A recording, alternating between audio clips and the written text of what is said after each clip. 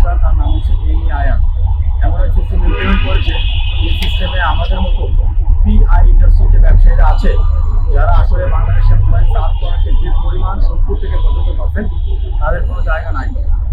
এবং সারা বাংলাদেশে প্রায় 10 থেকে 15,000 ইউজ ফোনের শপ আছে, যাদের ব্যবসার মূল থিম হচ্ছে বিদেশ থেকে সেকেন্ড হ্যান্ড ফোন আমদানি করে বিক্রি করা, 100% অথেন্টিক, 100% অরিজিনাল, সেগুলোকে কপি, ক্লোন, টাইটেল দিয়ে এনইআইআর যে সিস্টেম, এটার ভেতর থেকে তাদেরকে ছুঁড়ে ফেলে দিয়েছে।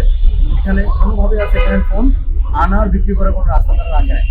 এই বিষয়ের উপর ভিত্তি করে আমরা বহুবার মন্ত্রণালয়ে ঘুরেছি, এনবিআরে ঘুরেছি, বিটিআরসিতে ঘুরেছি, সরাসরি জনাব ফরেস্টের সাথে আলাপ করেছি। বিটিআরসির চেয়ারম্যান মহোদয়, এমন কোনো লোক নাই এই সংক্রান্ত সমাধান যারা করতে পারে, আমরা তাদের কাছে যাই না।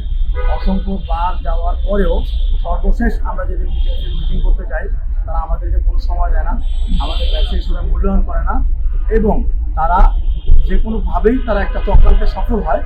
রাস্তা থেকে ইটপাটকেল ছুড়ে তাদের অল্প কয়েকটা গ্লাস কেউ ভেঙে দেয়, সেই গ্লাস ভাঙাকে তারা টাইটেল দেয় ভবন ভাঙা, এবং আমাদের সাধারণ ব্যবসায়ীদেরকে সেনাবাহিনী এবং পুলিশ এবং র্যাব কর্তৃক অবৈধভাবে গ্রেফতার করায়। এখন পর্যন্ত তারা হাজতে, এবং সেগুলো নন বেইলেবল অ্যাক্টে তাদেরকে গ্রেফতার করানো হয়, এবং অজ্ঞাত আরও 600 জনের নামে মামলা দেওয়া হয়। এই বিষয়ে আমরা প্রতিবাদ করার জন্য আমাদের পরিবার নিয়ে গতকালকে 4ই জানুয়ারি 2026 সাল কাউরান বাজারে পূর্ব ঘোষিতভাবে আমরা একটা কর্মসূচি অবস্থান জানিয়ে সেখানে আমরা সকালবেলা জমায়েত হই আমাদের ব্যবসায়ীদের পরিবার নিয়ে। কেউ তার মা, তার বোন, তার স্ত্রী, কেউ তার বাবা মাকে নিয়ে এসেছে, বৃদ্ধ বাবা মা। এমনও একজনকে আপনারা অনেকে দেখেছেন, আমাদের খুব কাছের ব্যবসায়ী ভাই, সে তার 2-2.5 বছরের করোনা সন্তানকে নিয়ে রাস্তায় ছিল। পুলিশকে রিকোয়েস্ট করেছিল আমাদের ভাইদেরকে গ্রেফতার করেন না, গাড়ি থেকে নামিয়ে দেন। আমরা শুধুমাত্র আমাদের মানববন্ধন কর্মসূচির জন্য রাস্তায় এসে দাঁড়িয়েছি। 8 থেকে 10 জন বা 15 জন মানুষ একসাথে ছিল। পুলিশ অতর্কিতভাবে এবং অবৈধভাবে কোনো কারণ ছাড়া তাদেরকে গাড়িতে উঠায়। নানান ঘটনা ঘটেছে, এটা বলে শেষ করা যাবে না। সামাজিক মাধ্যমে আমাদের সাথে যে কালকে কী পরিমাণ অত্যাচার হয়েছে সেগুলো ছড়িয়ে গেছে। আমরা আমাদের আইন শৃঙ্খলা বাহিনীকে ভালোবাসি, শ্রদ্ধা করি।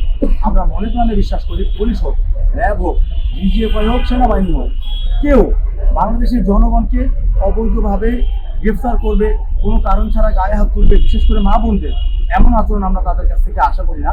আমরা অবশ্যই মনে করি আইন শৃঙ্খলা বাহিনী তারা চক্রান্তের শিকার। এই চক্রান্তের মূল হোতা হচ্ছে জনাব, আমাদের ধারণা জনাব ফরেস্ট সাহেব এর সাথে জড়িত আছে। যেহেতু তাকে এতবার বলার পরেও আমাদের ব্যবসায়ীদের এই সমস্যার সমাধান করে দেয় নাই, যেহেতু তিনি এত বড় মাপের একটা কর্মকর্তা, সে ডাক ও টেলিযোগাযোগের বা আইসিটির কিন্তু সর্বোচ্চ ব্যক্তি। সে আমাদেরকে বাসায় নিয়ে কমিটমেন্ট দিয়েছে নিজের মুখে, আবার সচিবালয় নিয়ে কমিটমেন্ট দিয়েছে নিজের মুখে। 2বার কমিটমেন্ট দেওয়ার পরও একবারের জন্য সেই কথা অনুসারে কোনো অ্যানাউন্সমেন্ট আজ পর্যন্ত অফিসিয়ালি বাংলাদেশের কোনো মিডিয়াতে দেয় নাই, কোনো প্রেস ব্রিফিং দেয় নাই। এরপরের বিষয় হচ্ছে অফিসিয়াল যে কোম্পানিগুলো আছে, বাংলাদেশের 9 থেকে 10টা কোম্পানি যারা অ্যাসেম্বলার এবং ম্যানুফ্যাকচারার, তারা বাংলাদেশে মোবাইল ফোন উৎপাদন করে, রিটেল করে, তাদের নিজস্ব শোরুম আছে, আবার তাদের নিজস্ব ডিলার পয়েন্ট আছে দেশব্যাপী। ওই ডিলারদের কাছ থেকে নিয়েও আমরা দোকানদারা বিক্রি করি। আমরা কি ছিলাম? আমরা ছিলাম তাদের সহযোগী প্রতিষ্ঠান। হঠাৎ করে তারা আমাদের রাস্তা থেকে সরিয়ে দেওয়ার জন্য চক্রান্ত করে এনইআইআর নামে যে একটা প্রোডাক্ট আছে সেটা ফান্ডিং করে। এটা ফান্ডিং করার ক্ষেত্রে সরকারের যথেষ্ট সক্ষমতা আছে, কিন্তু আমরা সন্দেহ করি কী কারণে এনইআইআর এরকম একটা সামান্য জিনিস, যেটা তারা দাবি করছে জনগণ এবং স্মার্টফোন ইউজার এবং মোবাইল ফোন ইউজারদের জন্য এবং ডিজিটাল ব্যাংকিংয়ের জন্য, অনলাইন প্ল্যাটফর্মের জন্য, সব রকম কাজে এটা নিরাপত্তা দেয়। তো নিরাপত্তার দায়িত্ব তো ভাই সরকারের, কেন 9টা 10টা কোম্পানি মিলে সেটা ফান্ডিং করে ইমপ্লিমেন্ট করবে? এইটাই ছিল আমাদের প্রতিবাদ এবং আমাদের দাবি। আমরা সরকারের কাছে, নির্দিষ্ট মহলের কাছে বলেছিলাম এটা ইনভেস্টিগেট করা উচিত, এখানে কোনো চক্রান্ত আছে কিনা।